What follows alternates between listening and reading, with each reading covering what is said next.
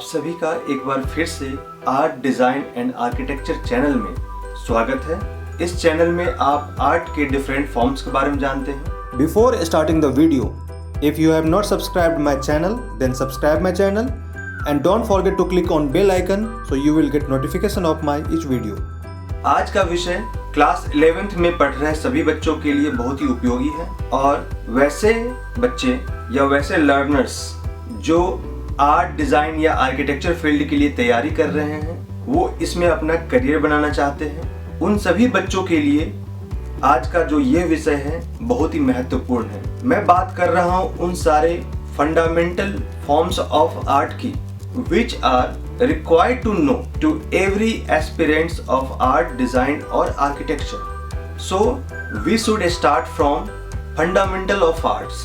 What are the basics of art and design? So we can conclude three different types of fundamental of arts.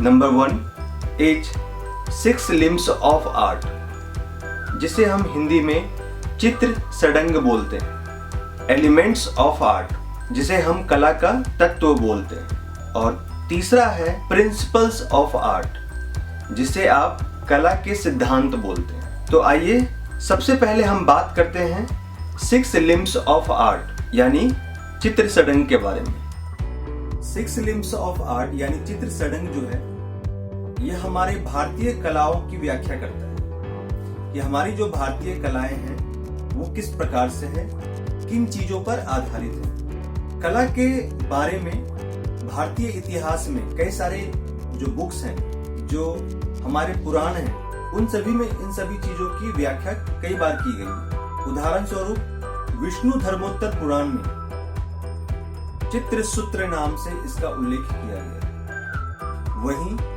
Bharat मुनि ने अपनी पुस्तक नाट्य शास्त्र में भी इसका उल्लेख किया। सिक्स लिम्स ऑफ आर्ट, और you can say that six limbs of Indian art, जिसका अर्थ होता है चित्र सडंग। तो जैसा कि नाम से ही ज्ञात हो रहा होगा कि देयर आर सिक्स लिम्स यानी सिक्स पार्ट्स, और हिंदी में जिसे हम सडंग कहते हैं और जिसे हम सडंग कहते हैं। सडंग दो शब्दों से मिलकर बना हुआ है, सड प्लस अंग। सड मीन्स 6, अंग मीन्स पार्ट यानी भाग, अंग मीन्स भाग, यानी सिक्स लिम्स ऑफ आर्ट सडंग की जो चर्चा है वो वात्स्यायन द्वारा कामसूत्र नामक बुक में इसकी चर्चा की गई है, जिसमें सडंग का उल्लेख है। उसमें एक श्लोक को मेंशन किया गया है। वो श्लोक इस प्रकार है, रूप भेद प्रमाणानि भाव लावण्य योजनम सादृश्यम वर्णिका भंगम इति चित्र सडंगकम। यदि आप ध्यान से इन सभी पंक्तियों को पढ़ें तो इसमें 6 कला के अलग अलग तत्व हैं यानी डिफरेंट पार्ट्स हैं। चलिए हम एक एक करके इसे ब्रेक करते हैं। रूप भेद प्रमाणानि। रूप भेद, रूप मीन्स फॉर्म एंड भेद मीन्स डिफरेंट।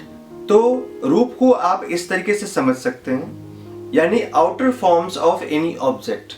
लाइक हम बचपन से बूढ़े होते हुए कई सारे डिफरेंट फॉर्म्स में ढलते हैं। यानी यदि हमें एक बच्चे को ड्रॉ करना होगा उसका डिफरेंट फॉर्म होगा, एक एडल्ट पर्सन को ड्रॉ करना होगा उसका डिफरेंट फॉर्म होगा, एक बूढ़े को हमें रिप्रेजेंट करना है उसका डिफरेंट फॉर्म होगा, यानी रूपों में भिन्नता। तो आपके पेंटिंग में या आपके कला में जब भी आप काम करें तो आप इस चीज को जरूर ध्यान रखें कि आप जिस विषय पे काम कर रहे हैं उसके अकॉर्डिंग ही उसमें आपको डिफरेंट फॉर्म्स को लेते हुए ड्राइंग करना है। जो दूसरा शब्द है वो है प्रमाणानि। प्रमाण का मतलब होता है साइज या प्रोपोर्शन, यानी यदि हम अपने कॉम्पोजिशन में यानी संयोजन में किसी विषय पे काम करते हैं और उसमें मान लिया जाए कि 2-3 वस्तुएं हैं, 2-3 सब्जेक्ट के अकॉर्डिंग हमारे एलिमेंट्स हैं, जैसे एक बच्चा है और एक एडल्ट पर्सन है, एक 5 इयर्स का बच्चा है, एक 9 ईयर का बच्चा है या 12 ईयर का बच्चा है या 18 ईयर का है।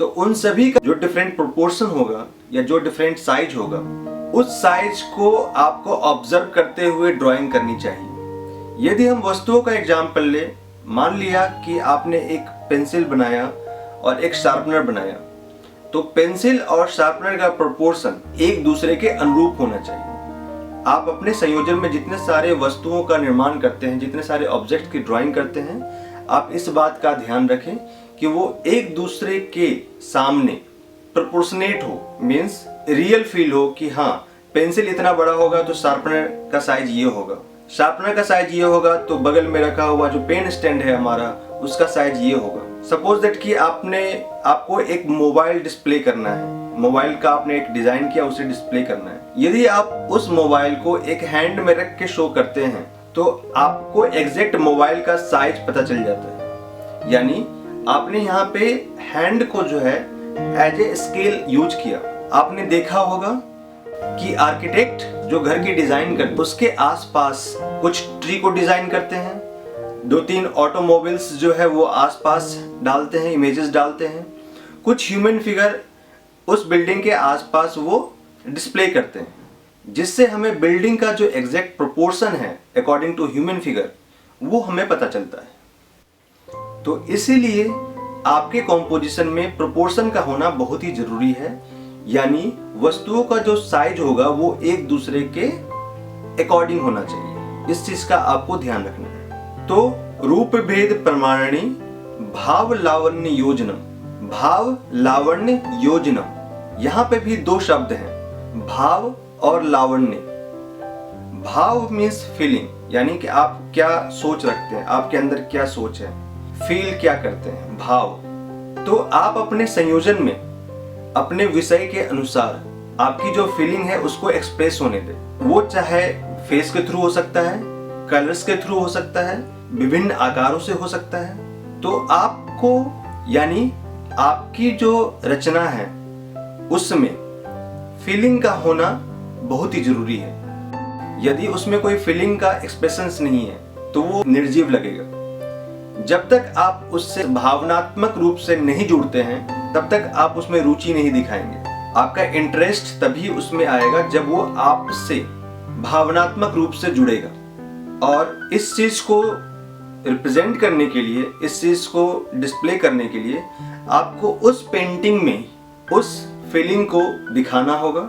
यानी कोई रोता हुआ बच्चा है तो रोते हुए को देख के मुझे कैसा फील होगा, यानी कि मान लिया आपका पेंटिंग गरीबी से रिलेटेड है तो उस एक गरीबी का जो फीलिंग है वो आना चाहिए। आपको इन सभी बातों का ध्यान रखना है। 4th पॉइंट इज लावण्य।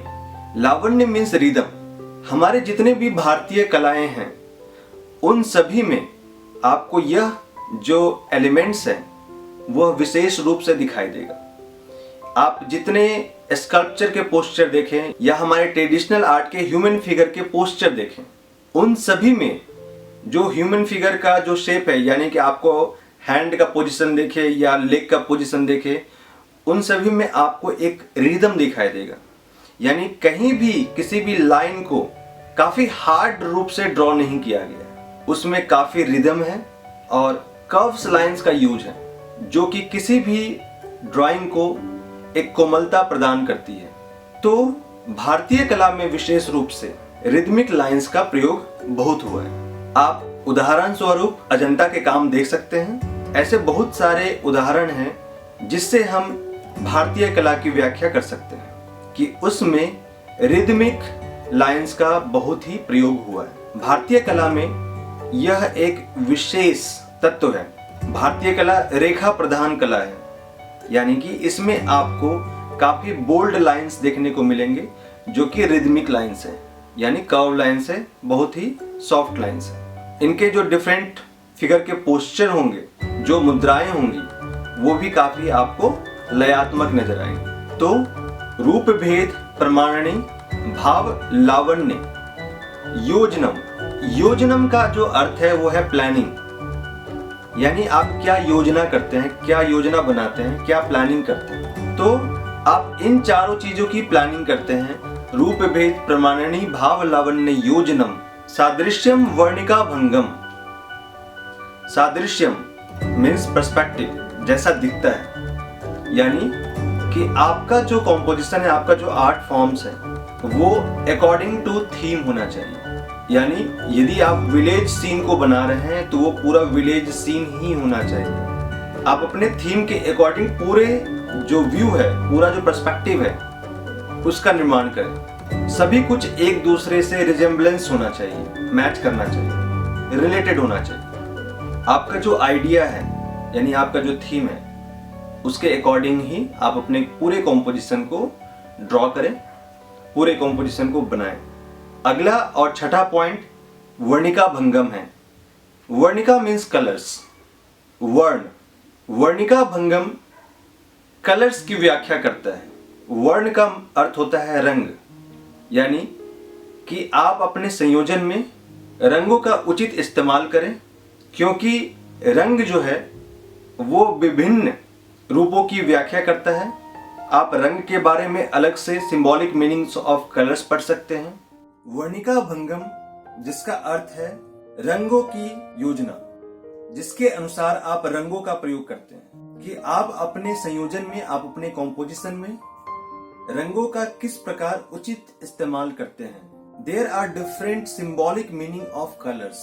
हर एक रंग का एक अपना अलग महत्व है, इसीलिए आपको रंगों का जो चयन है वो बहुत ही सावधानी के साथ और अपने विषय अनुसार ही करनी चाहिए। जैसे लाल रंग गुस्से को भी प्रकट करता है, वहीं वो प्यार को भी प्रेजेंट करता है। तो इन सभी चीजों के बारे में आपको symbolic meaning of colours topic के अंतर्गत पढ़ना होगा।